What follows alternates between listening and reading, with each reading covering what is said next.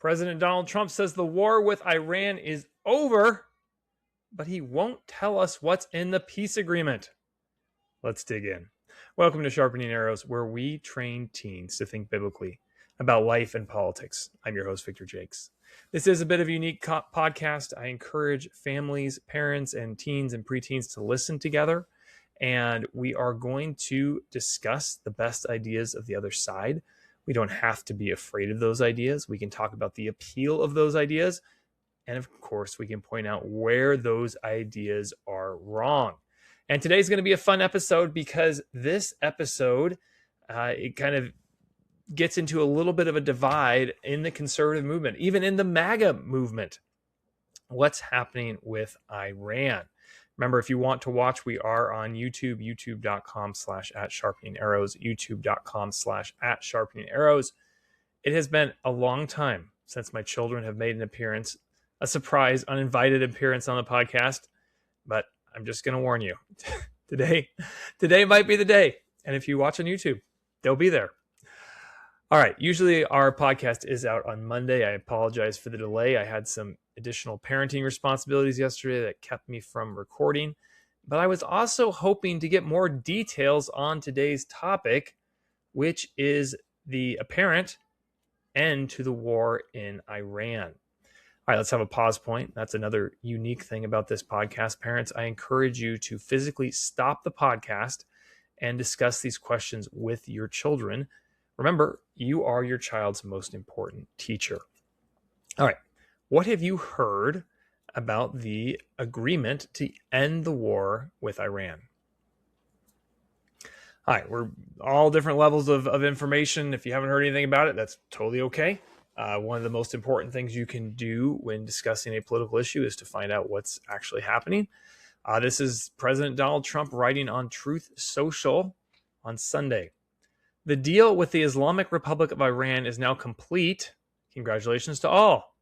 I hereby fully authorize the toll-free opening of the Strait of Hormuz and simultaneously herewith authorize the immediate removal of the United States naval blockade. Ships of the world, start your engines. Let the oil flow. President Donald J. Trump. In a different post on Truth Social, he said this great deal will bring peace and security to the whole region. Many presidents have tried to make peace with Iran and all have failed before me. The leaders of the region have, for the first time, found a president who can help them achieve real peace. All right, so let's look at the first argument. Remember, we always start with the arguments that I personally disagree with. And if you end up disagreeing with me, as may happen in today's show, that's okay. I won't be offended. We can talk about the ideas. We can debate the ideas. That's a good thing. All right, so first argument. Well, listen to what Trump said. He said it was a good deal. He said it's going to bring peace. He's a great president. He's done a lot of good things. He's done a lot of things, Victor, that you like. You should just trust him. He knows what he's talking about. Don't be disloyal. All right, let's have a pause point. Which of the great 8 questions would you use in response to these arguments? And as a reminder, the great 8 questions are the questions that we put in our mental toolbox to help unpack arguments. Question 1, what happens next? Question 2, has this been tried before? Question 3, is there a principle involved? Question 4, what are the trade-offs? Question 5, what do you mean by that? Question 6, is this an appeal to emotion or logic? Question 7, am I focused on the speaker or the argument? And question 8, what does the Bible say? Actually, I wanted to start with this argument today because it's a good chance to break out question number 7. Am I focused on the speaker or the argument? Now, remember, if you did not select the question that I did, doesn't mean you're wrong. There's lots of ways to discuss issues. But especially, I'm making an assumption here that most of the people listening are Trump supporters, conservatives, and I do think Trump has done a lot of great things, tremendous things. Just in the last week, some of the stuff he's done with the getting rid of disparate impact, I think is a major accomplishment. The steps he's taking to dismantle or unwind the Department of Education, huge accomplishments. Okay, but if someone comes and says, well, this person did it, just trust them. Okay. Well, am I focused on the speaker, the person saying it, or am I focused on what they're saying? Okay, because if Trump says something and, say President Joe Biden said the exact same thing, that they have the same argument, right? So we can't just say, "Oh, I've got this loyalty, I've got this blind faith in this speaker." No, we need to go to the argument. We need to look at what the argument does say. Now, in this case, you could say, sometimes the president knows more than we do, and sometimes we have to, kind of let the plan play out. And I think that can be true in certain situations. But when you're announcing a peace deal, we should be able to look at the details of the peace deal and not just take your word for it. One thing I've noticed with politicians is they don't usually slow walk the good news. And so anyway, we'll see what happens. All right, next argument. Okay, well, peace is always good. War is bad because it kills people. And we know that people are made in God's image, so anything that stops fighting is a good thing. War leads to death. War leads to PTSD, people getting hurt and injured. And even in this conflict, there have been over a dozen Americans who have died. We've lost millions of dollars of equipment. So bringing peace is good. All right, let's have a pause point. Now, I agree. Peace is a good thing. Does that make violence an inherently bad thing?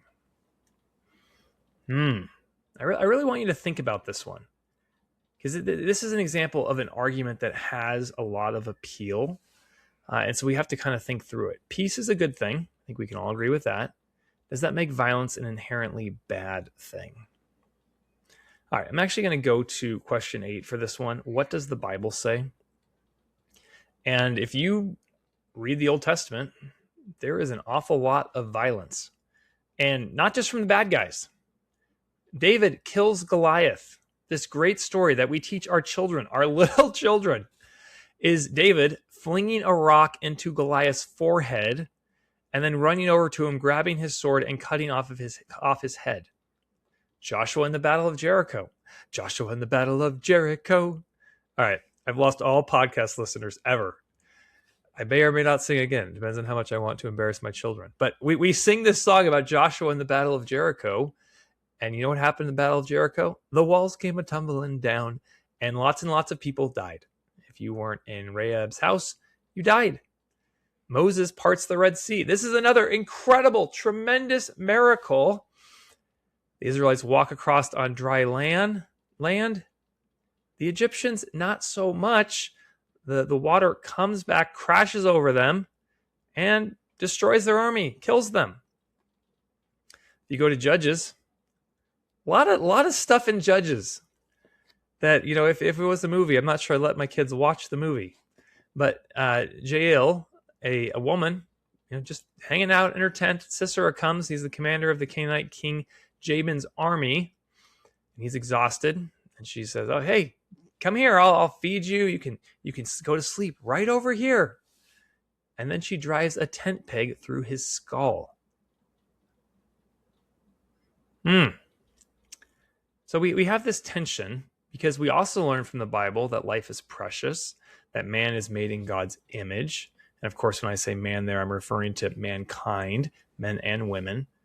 So we know that life is precious, but we know that biblical heroes used violence. So let's have a pause point. How can you reconcile the biblical belief that life is precious with the violence of biblical heroes? All right. Well, there's a couple of ways to go at this. First, God is the author of life. And unfortunately, mankind, we all have sinned. All have sinned and fall short of the glory of God. And we deserve judgment. And sometimes God brings that judgment, not just in the next life, but in this life. And it's easy to miss this, but this is not done in a just, oh, I'm in a bad mood today, I'm going to go and smite some people. No, that's not how it is. That's not what we're taught in the Bible. If you look at Sodom and Gomorrah being destroyed, why were they destroyed? because they had repeated, unrepentant sin. If you look at Genesis 15, this is God talking to Abraham, and he foreshadows what will happen to Abraham's descendants. Know for certain that for 400 years your descendants will be strangers in a country not their own, and they will be enslaved and mistreated there. All right, that's Egypt, right? But I will punish the nation they serve as slaves, and afterward they will come out with great possessions. In the fourth generation, your descendants will come back here. So here God is previewing the Israelites returning to the promised land. Now, the promised land wasn't empty. There were people living there. The Israelites were going to physically destroy them. And here's what God says in Genesis 15. In the fourth generation, your descendants will come back here, for the sin of the Amorites has not yet reached its full measure. Isn't that amazing? And here we kind of see that the sovereignty of God and the choices of man. And we see this tension, this kind of duality that we'll see in the Bible where, yes, God is fully sovereign, and yes, man makes decisions. And here God is foreshadowing that the sin of the Amorites has not yet reached its full measure. He's holding back his punishment until their sin continues and has grown. And then the other part of this is to understand, of course, that even though we all deserve death, that's what we deserve for our sin, God delays judgment. And later, he would send his son, later in terms of when this Old Testament passage was written, he would send his son Jesus, and he would pour out his wrath, the wrath that's due you, the wrath that's due me. He would pour out his wrath on his son in order to save those who accept the gift of salvation. So yes, we absolutely should fear God. He is love, but he's also holy and just. He's so holy and just that he sent his own son to take the punishment we deserve. And woe to those who reject God's gift. All right, so that's actually, kind of a rabbit trail from the war in Iran, the peace deal in Iran. But I think that's worth talking about as kind of a, we talk a lot about worldview, the arguments that are underneath the surface. And so peace is a good thing, but there are times when violence is necessary. And further, violence is the foundation of peace. We have peace because we have conquered our enemies, because our enemies are afraid to attack us. And so we like peace, we want peace, but we know that we just don't have peace by wanting it. We have peace because we have defeated or are keeping at bay the people who want to break that peace.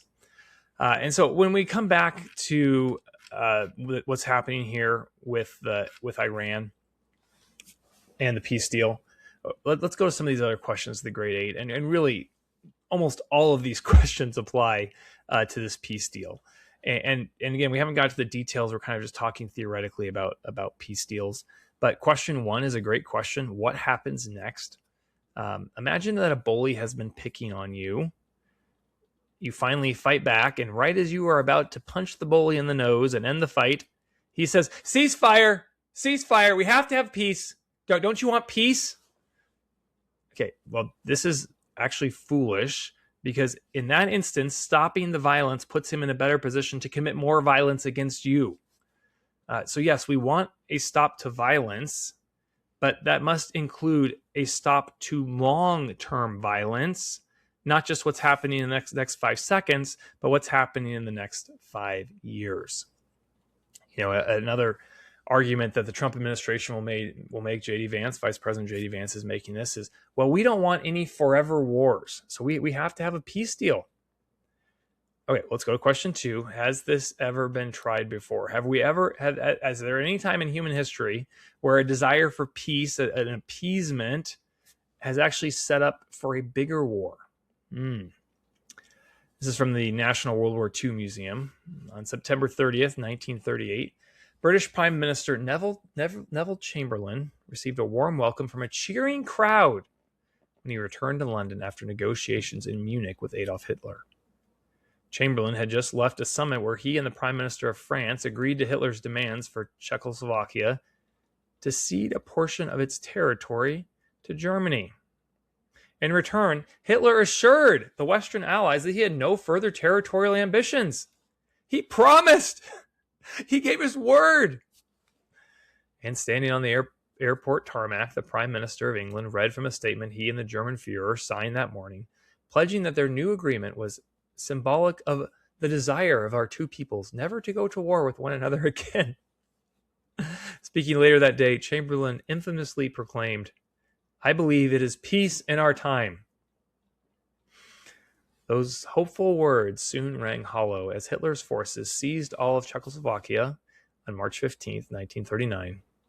Then on September 1st, less than a year after Chamberlain's triumphant return from Munich, German troops invaded Poland and started World War II. Okay, so again, we're not even getting into the details of the agreement. We're just kind of laying the groundwork here. Is that first, yes, we don't like war, but sometimes war is better than the alternative. And no, we don't want forever wars, but it's a mistake to think that you can end a conflict. It's sometimes a mistake to believe that the end to an immediate conflict has stopped a larger future conflict. Okay. All right. So before we get into the specifics of the deal, let me tell you about a terrific book, especially for teens. It's called Memory Burn by J.T. Lindstrom. It's set in a dystopian future where AI definitely hasn't improved the world. Hey, I thought this was a fiction book. Memory Burn has terrific action sequences and memorable characters like Elias Vane. He's a smuggler who takes a no-questions-asked job that, you guessed it, leads to a lot of questions, especially about his past. See, this AI has optimized humans by erasing their past and memories. I personally really enjoyed this book. My older two children really enjoyed this book. I encourage you to check out Memory Burn today. All right, so let's get into the details of this agreement. Okay, it is really vital to remember that your opinion should be shaped by the facts. What is actually going on in the world really, really matters. So you've got to do your best. Be absolutely very diligent in trying to figure out what's actually happening. All right, this is from the Washington Post. President Donald Trump on Tuesday said the United States would not immediately hand over money to Iran as part of the country's deal, the specifics of which remain clouded, to end the war and open the Strait of Hormuz. Uh-oh. Okay, so this is a problem, right? We don't know exactly what's in the deal. And that means it's going to be hard to have a really informed opinion on what's in the deal. Now, the Wall Street Journal on Tuesday did report that one thing that was in the deal was that the U.S. will allow Iran to immediately begin selling oil and fuel under the deal, offering Tehran, that's the capital of Iran, an early financial incentive to wind down the conflict, people familiar with the agreement said. The provision for waivers of sanctions on oil sales takes effect immediately upon signing the agreement this week and also covers necessary services, including banking, transportation, and insurance needed to facilitate the sales, people said. All right, and there is already evidence that oil is leaving Iran to be sold on the market. A draft of the Memorandum of Understanding reviewed by the Wall Street Journal lays out the oil sales along with the promise after further negotiations down the road of extensive sanctions relief, release of foreign assets, and billions of dollars in reconstruction funding. Okay, so the Wall Street Journal, again, we don't have all the specifics, but what it's reporting is that if the Iran and the U.S. agree on certain things, that there can be more financial relief for the Iranian regime, including potentially billions of dollars in reconstruction funding. Now, this report has led to a significant drop in global oil prices. Oil was below $80 a barrel on Tuesday. Now, for context, before the war, it was below $70 a barrel. And at points during the war, it went to over $115 a barrel. So the market is pricing in a significant increase in oil. All right, so let's make an argument here in support of the agreement as just a great thing. Well, look, gas is too expensive. It's hurting Americans. Have you gone to the fuel station? If you live on the West Coast, you've probably paid close to $5 a gallon for gas. And if you're other places in the country, $4 a gallon probably feels extremely expensive. Now, high gas prices aren't just hurting Americans; they're driving up inflation. It's hurting. It's crimping the whole economy, and it's actually hurting Trump and Republicans politically too, because voters don't like high prices. High gas prices really crippled the Biden administration, and Trump shouldn't do things that lead to high gas prices because it'll cripple his administration. So this is terrific news. All right, let's have a pause point. Why did Trump originally attack Iran? Do you remember? Yeah, we'll get into it in a little bit, but I want to go to question 4. What are the trade-offs? Okay, because when you talk about foreign policy, there is very often a trade-off. And a trade-off is simply you can have one thing but not another thing. The example I like to give is if you go to Chick-fil-A for dinner, it means you didn't go to In-N-Out for dinner. Doesn't mean that if you go to Chick-fil-A that In-N-Out is bad. It just means that if you're at Chick-fil-A, you aren't getting In-N-Out. Okay? That's a trade-off. You can't have both of these things. So the reason that Trump went to war originally, there were kind of 3 main objectives.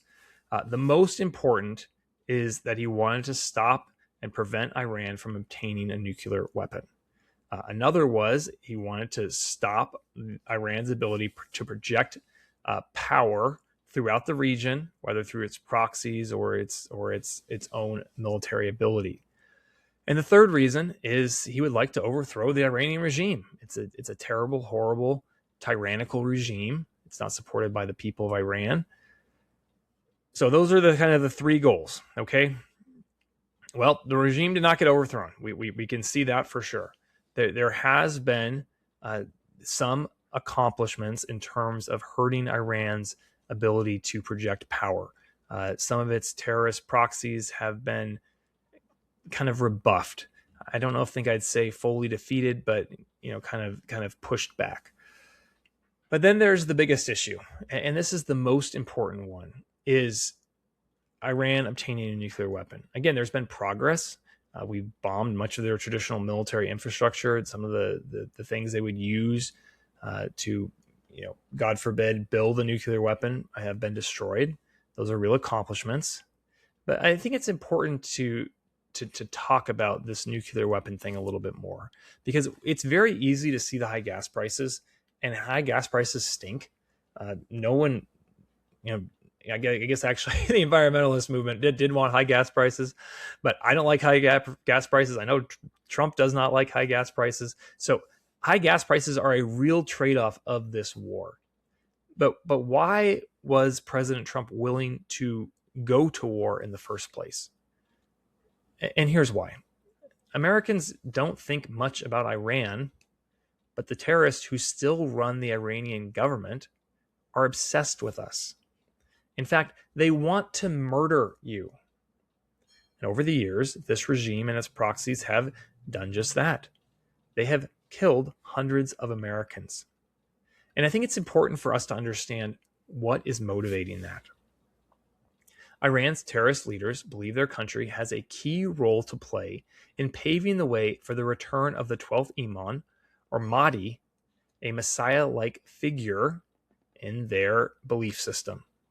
This is from Tim Orr, who has a master's in Islamic studies at the Islamic College in London.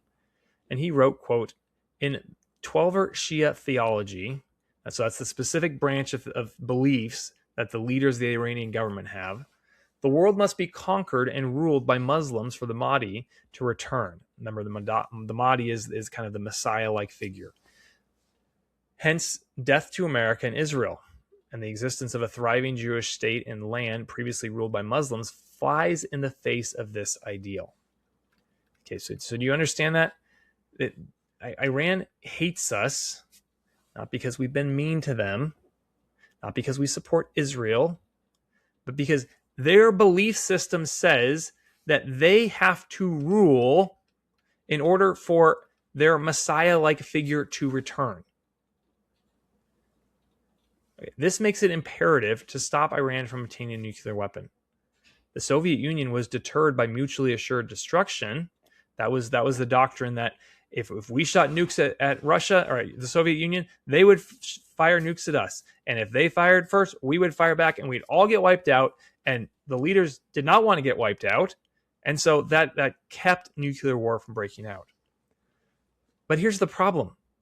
Iran's leaders don't fear physical destruction. They believe it's a prerequisite for their desired spiritual end state.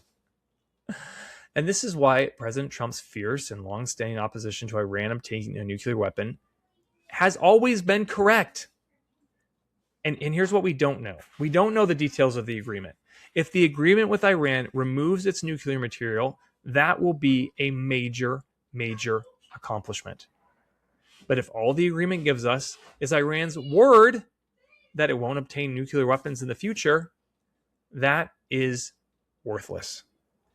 At the moment, and we don't know for sure, it appears that the issue of nuclear weapons will be the subject of future negotiations. Not great. The brilliance of Trump's naval blockade of Iranian oil is that it made Iran share in the financial pain of closing the Strait of Hormuz. Now Iran will have money to pay its soldiers and fund its terror proxies. And Iran's leaders are likely to conclude that closing the Strait of Hormuz is their trump card.